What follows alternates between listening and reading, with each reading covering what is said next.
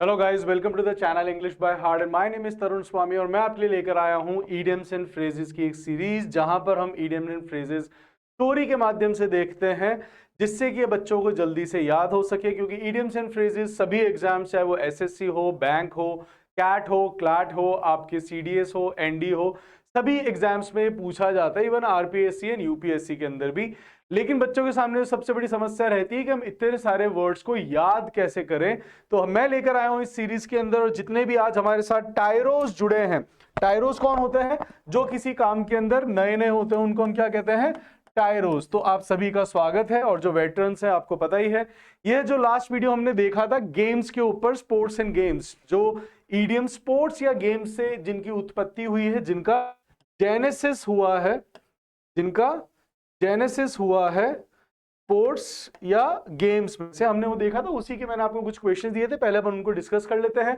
फिर मैं आज आपके लिए लेकर आया हूं एक बहुत ही कॉमन, जो कि आपके पेपर में सभी में पूछे जाते हैं, वो भी हम देखेंगे। तो बने रहिएगा, फिर आपके पास क्वेश्चंस भी आएंगे।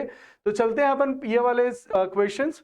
The detective had dash that no one suspected, कि उस डिटेक्टिव के पास कुछ था ऐसा जो कि किसी को भी डाउट नहीं हुआ जब तक कि वह फाइनल चैप्टर तक पहुंच गया। मतलब उसके पास उसका हिडन प्लान था, और आपको पता है हिडन है इसका मतलब that is an ace up in sleeve. Down to the wire that means last moment तक जो कोशिश करता है। बिलो द बेल्ट का मतलब होता है unfair means, and front runner होता है जिसके जीतने की आशंका होती है। बट यहां पर उसके पास कुछ था, उसके पास एक हुकुम का इक्का था उसकी स्लीव में, that is the hidden plan. Right, ये हम देख चुके हैं। The government dash trade negotiations because it controlled all the resources. तो जब आपका कंट्रोल है किसी चीज के ऊपर, राइट, और वो क्या कर रहे हैं, तो जो भी यहां पर कंट्रोल कर रहे हैं, तो उसके अकॉर्डिंग देखो, get to the first base का मतलब होता है पहला कदम सक्सेस के प्रति, जो बेसबॉल से बना था। मूव द गोल पोस्ट का मतलब होता है जब आप रूल्स एंड रेगुलेशंस को चेंज कर देते हो। हेल्ड ऑल द कार्ड्स मतलब सारे आप ही के पास कंट्रोल है, राइट। तो मूव द गोल पोस्ट तो होता है जब आप रूल्स, आप अनफेयर, गलत तरीके से आप चेंज कर देते हो, that is known as goal post. तो move the goal post. But यहां पर क्या कह रही है कि जो कि गवर्नमेंट के पास क्या था, पूरा कंट्रोल था, तभी उसने क्योंकि वो सारे रिसोर्सेज को कंट्रोल करता है। So that's why the answer should be held all the cards. Fine. The next which we have is new tax policies are intended to create a dash for small businesses. तो उनके लिए वो क्या बना रहे हैं? एक लेवल प्लेइंग फील्ड, मतलब equal opportunity. The ball is in your court मतलब आपकी बारी है। जंप द गन मतलब बिना आप अभी तक तैयार ही नहीं थे, या मतलब जब आपने बहुत जल्दी दिखाई, haste, when you show haste. तो जब वह गन चलाई जाती है, आपने देखा होगा रेसिंग के दौरान, तब आप जब आप उससे कूद गए, दैट मींस आप बहुत जल्दी दिखा रहे हो, जब कोई चीज हुई नहीं उससे पहले ही, right. So that is counting your chicken before the eggs hatch. ये भी एक बहुत अच्छा मुहावरा है, एग्जाम में पूछा गया है। और जंप द गन का मतलब भी वही होता है कि अभी तक आपके अंडे जो है फूटे भी नहीं है, और आपने उसमें से चिकन गिन लिए कि मेरा इतना प्रॉफिट होने वाला है, दैट मींस हेस्ट। इसी से बनता है ना, हेस्ट इज वेस्ट, राइट, कि जल्दबाजी में गलत हो जाना। So the committee kept, जो कमेटी है उसने kept करा by changing the eligibility rules। अब रूल्स की बारी आ गई है, तो क्या हो जाएगा? Moving the goal post, that means उन्होंने गलत तरीके से रूल चेंज कर दिए by changing the eligibility rule after application had been subjected। So यह एक गलत तरीका था। Fine. Next which we have is after months of unsuccessful job hunting, कि बहुत महीनों के अनसक्सेसफुल नाकामयाब होने के बाद में he finally decided to hit it out of the park. इसका मतलब तो क्या होता है? To come up with flying colours, success के साथ आना। But finally decided to give up. अब गिव अप के लिए गाइस फ्रेज क्या होता है जो हमने देखा था? That means throw in the टाल।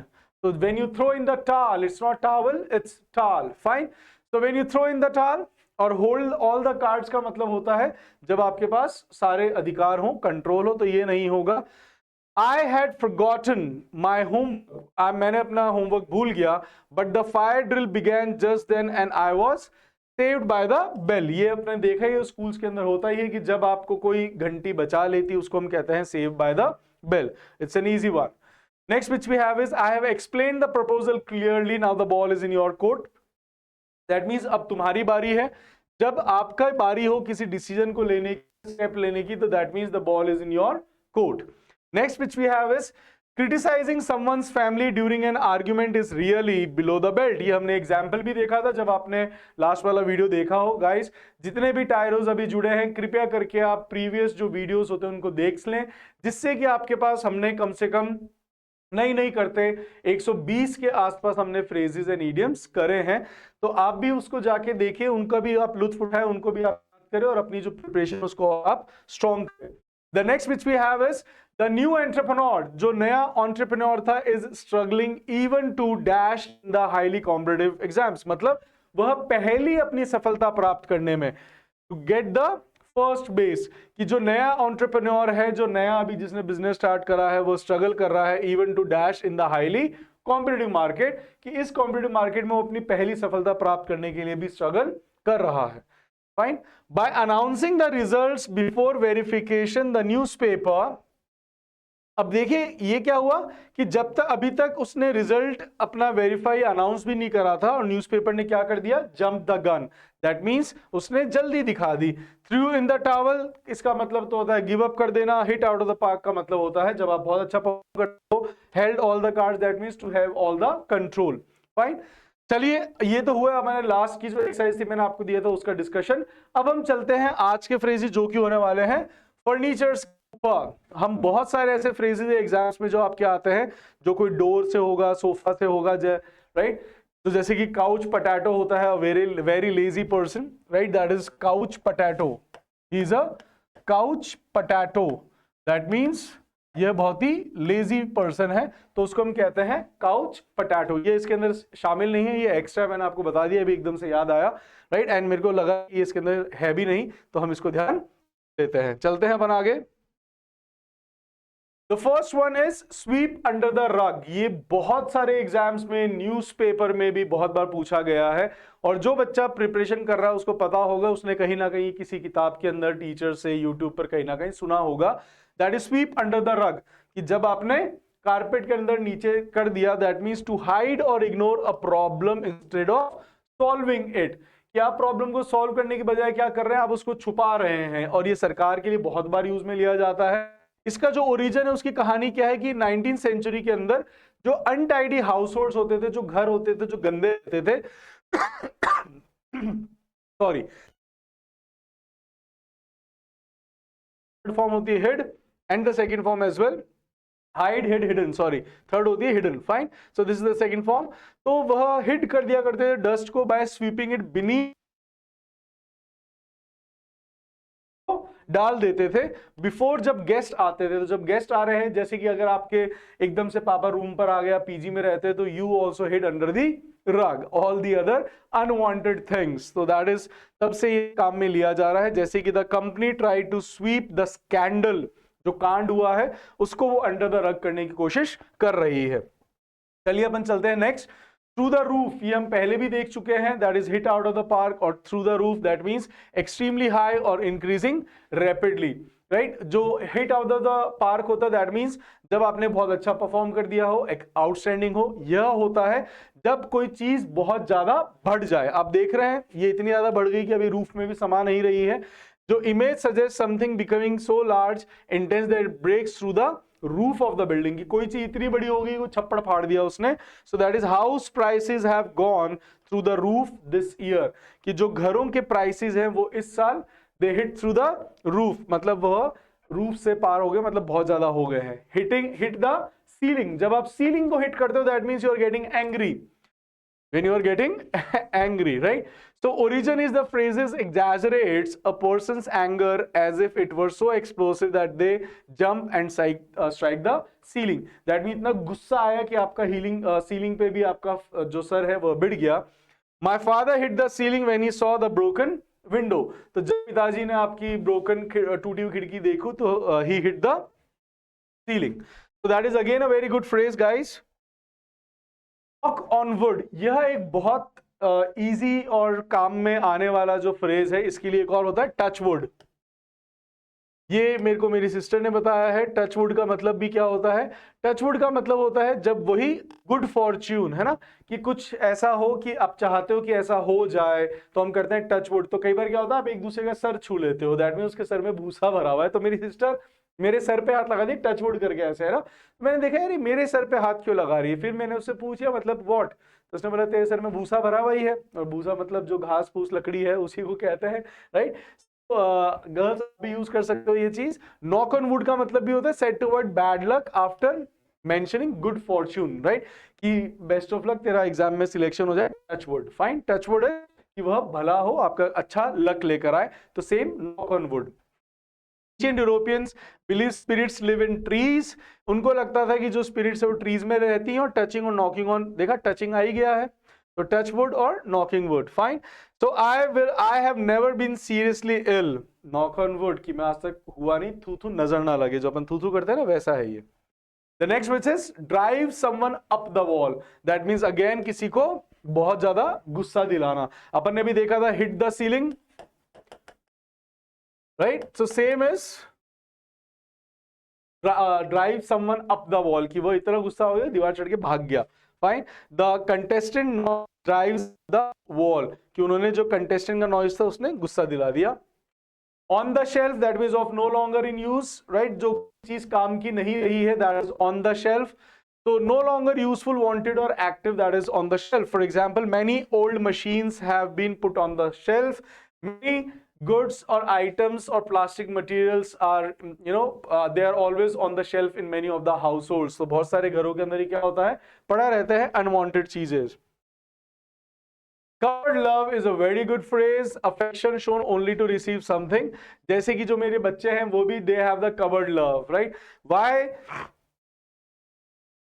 जो kids होते हैं, why they love the fathers more? Because they have the covered love, कि वो कुछ ना कुछ उनसे मिलेगा, है ना। उनको बाहर लेके जाएंगे, उनको टॉफी देंगे, उनको बाइक के गाड़ी के चक्कर घुमाएंगे, उनको हवा में उछालेंगे, right. So kids they always have that covered love. And आपको पता ही है कि चीज के उसको प्रेम नहीं किया जाता, बट बच्चे, औरतें, बीवी, सॉरी औरतें और कुत्ते, इनको तो फिर भी बिना किसी कंडीशन के प्यार कर लिया जाता है, बट आदमी को नहीं। आदमी जो है वो हमेशा कवर्ड लव प्राप्त करता है। Origin is the phrase comes from the children और पेट्स अपीयरिंग, देखा pets appearing affectionate only when cupboards are open. तो जैसे ही आप कुछ खोलते हो तो बच्चे आ जाते हैं और कुत्ते भी आ जाते हैं ना, तो they are like same. The cats affection was just cupboard love. Yes, जो कैट्स होती है they are selfish. Skeleton in the closet, जो स्केलेटन इन द क्लोजेट का मतलब क्या हो गया, अगर किसी के क्लोजेट में आपको स्केलेटन कंकाल दिख रहा है, हिडन और एम्बैरेसिंग सीक्रेट, कोई ऐसा सीक्रेट जो कि हिडन हो और वो एम्बैरेसिंग भी हो सकता है। इसका हुआ था 19th सेंचुरी के अंदर, जो image of hiding skeleton closet become a metaphor. क्या होता है मेटाफर, आप मुझे बताइएगा। और कंसीलिंग मतलब छुपाना, शेमफुल फैमिली सीक्रेट्स, तो जब वह शेमफुल फैमिली सीक्रेट्स को छुपाया करते थे, तब it has been started, used in 19th century, the skeleton in the closet. Every family has a skeleton in the closet. That means every family has a hidden secret. कोई ना कोई hidden secret होता है, आपका भी होता है। एक कहावत है, बता देता हूं, that a woman dies with thousands of secrets but not of others. Fine, only of hers. Fine. Bring to the table, that means जब आप कोई कंट्रीब्यूट करते हो उसके लिए आइडिया, जब आप उसको लेकर आ रहे हो आप सबके सामने। Discussion and negotiations have traditionally taken place around tables where participants contribute their knowledge. She brings valuable experience to the table. So when you are contributing your ideas or skill, that is bringing to the table. जब आप उसको लेकर आए हो, right? So she brings valuable experience to the table. Raise the roof, that means to make a great deal of noise. So kindly make what you call the roof, that means छत को ही sir पे उठा लिया, कहता है ना कि घर पूरा सर पे उठा रखा है, that means when you are making great noise. So the expression imagines noise so loud that it lifts the roof from the building. The fans raise the roof after the winning. Fine. I hope you people must have enjoyed these furniture phrases, and now here I have some questions. Kindly read them and you can judge कि आपको उसमें से समझ आया या नहीं आया, क्या आप इनके जवाब दे पा रहे हैं कि नहीं दे पा रहे हैं। So we have seen them, kindly use them with your siblings। जैसा कि मैं आपको हमेशा कहता हूं कि अगर आपको इडियम्स एंड फ्रेजेस में अपने आप को डेक्स्टरस बनाना है, डेप्ट बनाना है, ADEPT, ये मैं सारे पुराने वीडियोस में बता चुका हूं। डेफ्ट बनाना है। तो अगर आप भी चाहते हो कि आप अपने आप को डेक्स्ट्रस बना लो, एड्रॉइट बना लो, जो किसी काम में बहुत निपुण अच्छा होता है उसको हम सभी ये कहते हैं डेक्स्ट्रस, फ्लेयर, अडेप्ट, डेफ्ट, एड्रॉइट। तो अगर आप चाहते हैं तो इन फ्रेजेस को कहीं ना कहीं आप यूज भी कर सकते हैं अपने सिबलिंग्स के ऊपर, अपने क्रॉनीज के साथ। There are so many vertical, हमारे पास ऐसे मौके आते हैं जब हमें यह वर्टिकल प्रकृति, हमारी मिल्यू, हमारा सराउंडिंग्स हमें मौका देता है कि हम ये फ्रेजेस कहीं ना कहीं यूज कर सके, वेदर चाहे वो टचवुड हो, चाहे वो आपके वर्टिकल काउच पोटैटो हो, many lazy people we have, और थ्रू द रूफ हो सकता है, हिट द सीलिंग हो सकता है, we can use them, fine. अगर आपने इनको यूज कर लिया तो आपको इनको लिखने की जरूरत नहीं पड़ती है। और जब भी अब आपके सामने कभी फ्रेजेस आएंगे तो एक बार हमारे सामने नजरों से गुजरा, दूसरी बार आपने एक्सरसाइज करी तब गुजरा, तीसरी बार जब हम इसको डिस्कस कर रहे हैं तब गुजरता है, और फिर अगर आपने इनको यूज कर लिया, अपने भाषा का एक हिस्सा बना लिया, तो फिर आपको इनको कभी भी एग्जाम से पहले भूलेंगे नहीं, because we have n number of idioms and every marks counts, right. तो हर मार्क्स जो है वो हमारे लिए वैल्यूएबल है। तो इनको आप लगातार प्रैक्टिस कर दीजिए, और इसी सलाह के साथ कि kindly partake it with your siblings. अब मैं आपसे अलविदा लेता हूं, मिलेंगे अपन नेक्स्ट वीडियो के अंदर विद और डिफरेंट अलग अलग जो इडियम्स फ्रेजेस हैं, फाइन। तो till then take care, bye bye, sayonara.